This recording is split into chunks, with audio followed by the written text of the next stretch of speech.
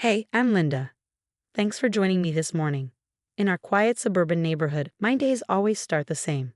I make breakfast for my son, Danny, before he heads off to school.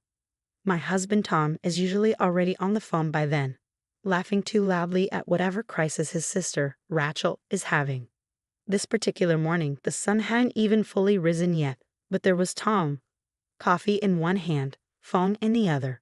Rachel was ranting about her car breaking down again and how she needed help with that, plus more money for her boys' never-ending activities.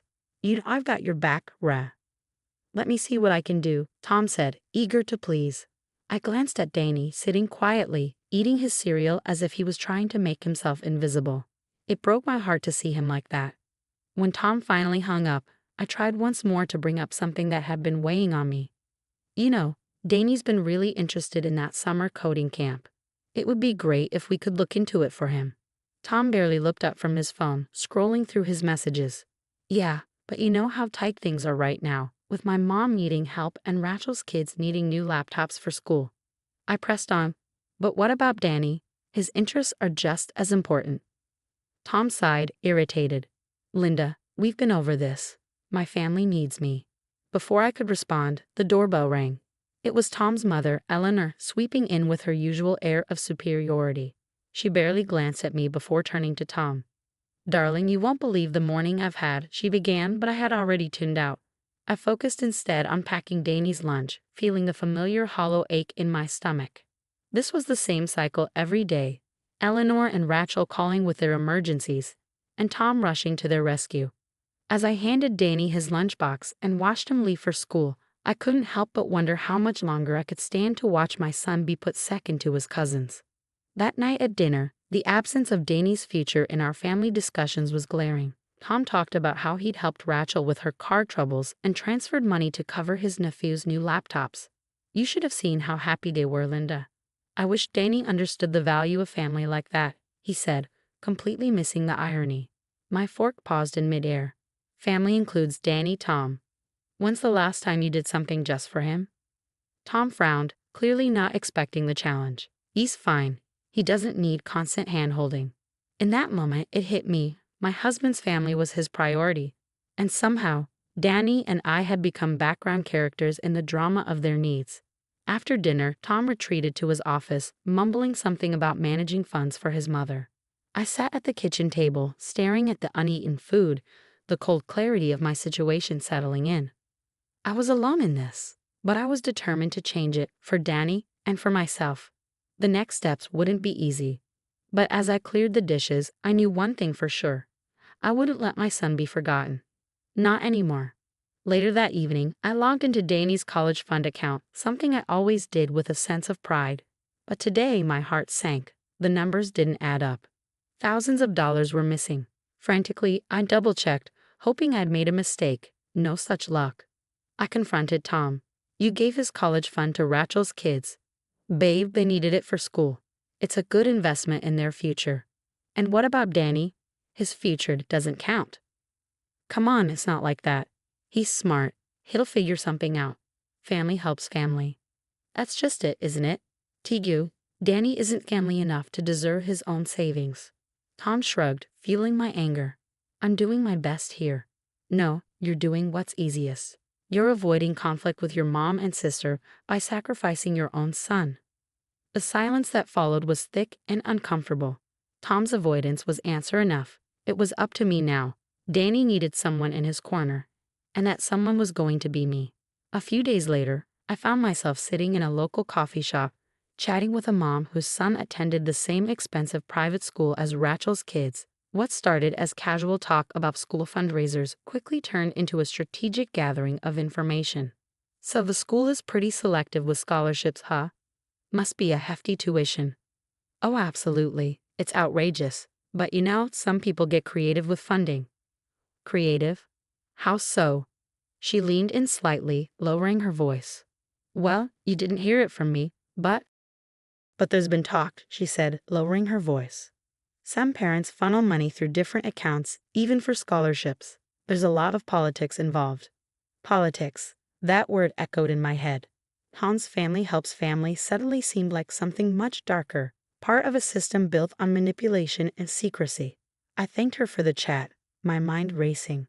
That evening, I found myself at the school, posing as a prospective parent interested in scholarships. The admissions director, a sharply dressed woman with a polished smile, was more than willing to explain their prestigious program. How do most families manage the tuition? I asked, trying to sound casual. We offer a variety of scholarships, some based on need, others on merit, and of course, there are private donations. Private donations? I probed.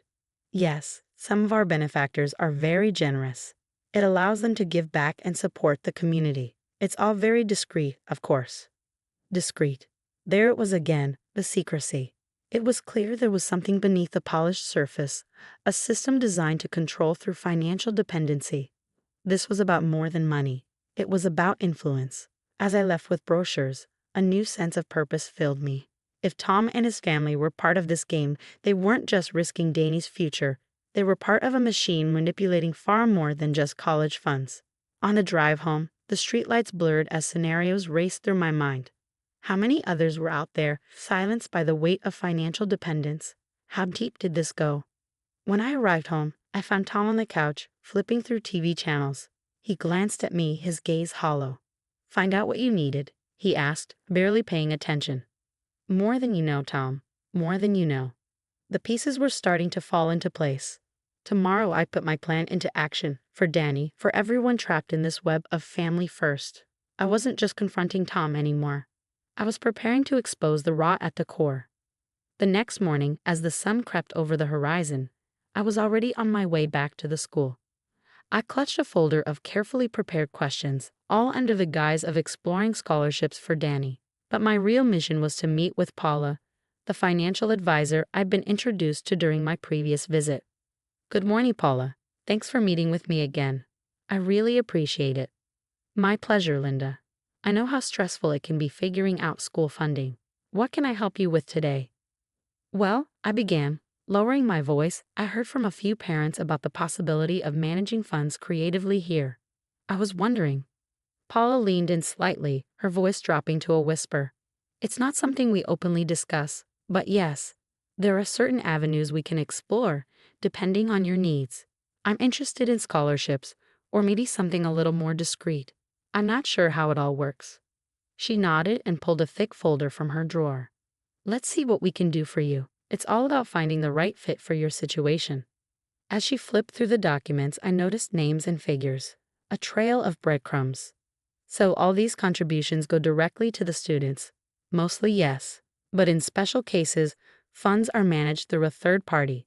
It could be a parent or an aunt or uncle, like a trust of sorts.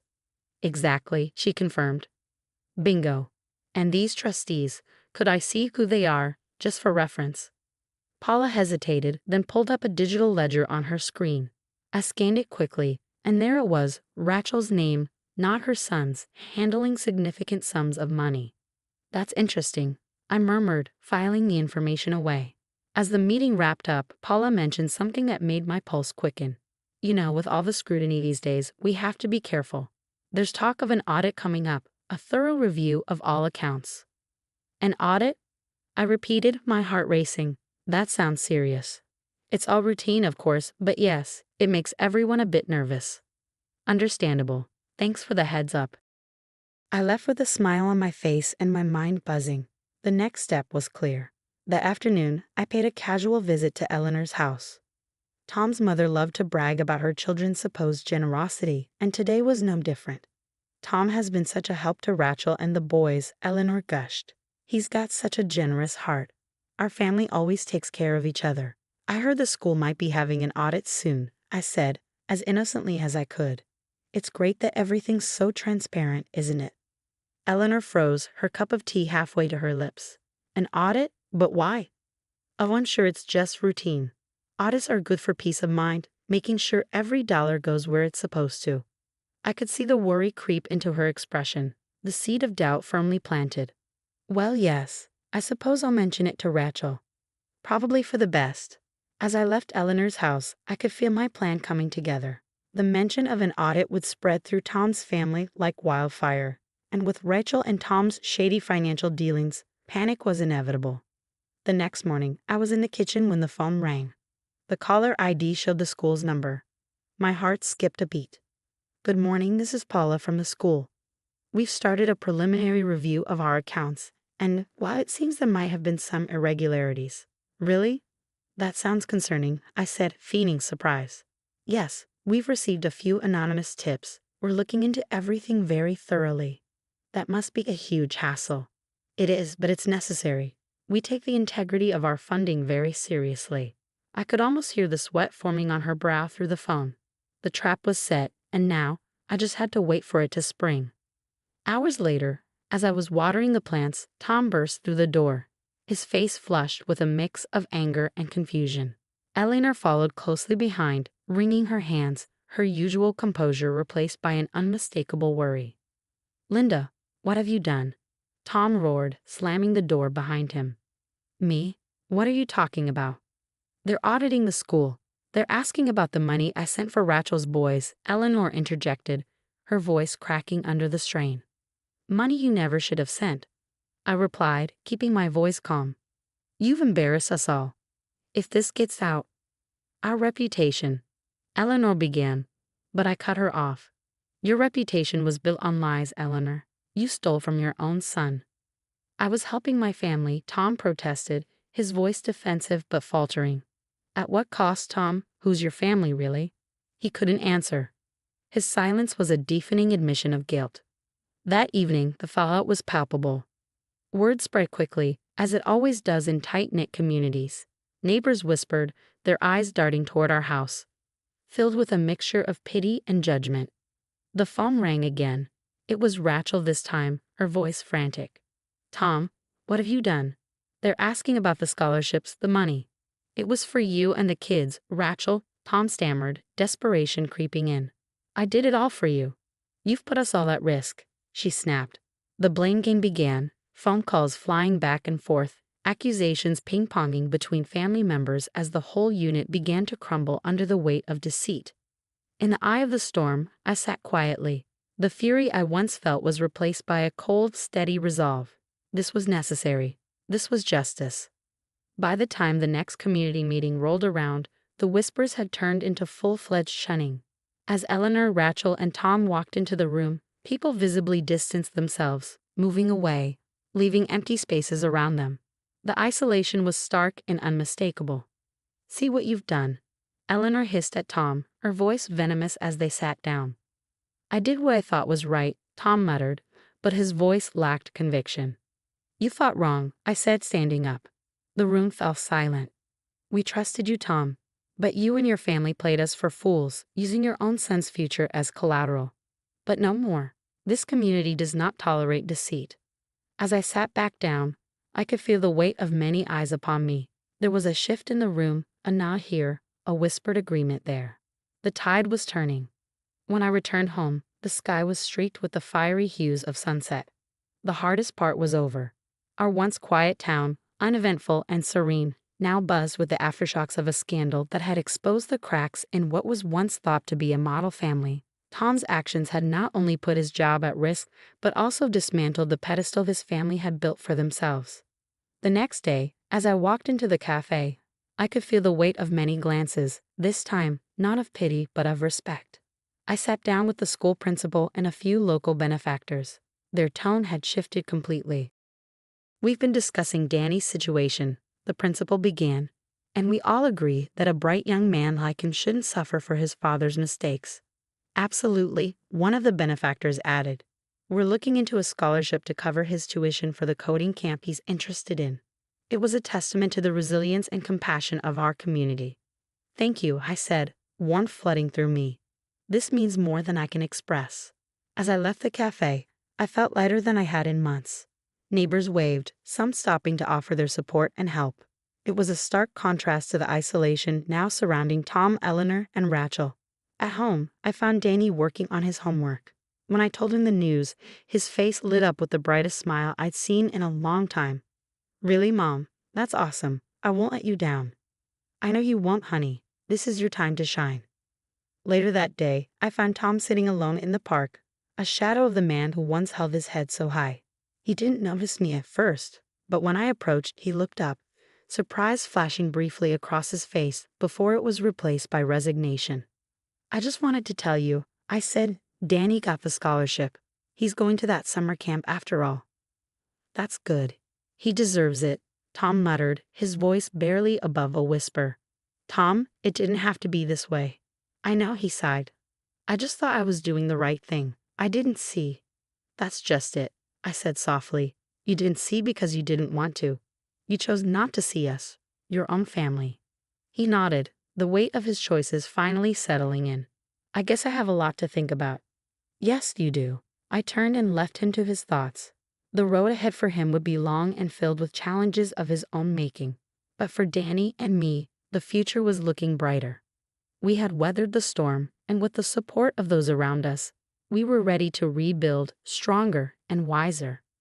As I walked back home, the sun set, casting long shadows on the path ahead. The cool evening air carried the promise of new beginnings and the sweet scent of justice, not served by courts, but by the unshakable moral compass of a community that stood up for what was right. For Danny and me, this wasn't just an ending, it was a new beginning, a testament to the strength of a mother's love and the resilience of those who choose to do what's right.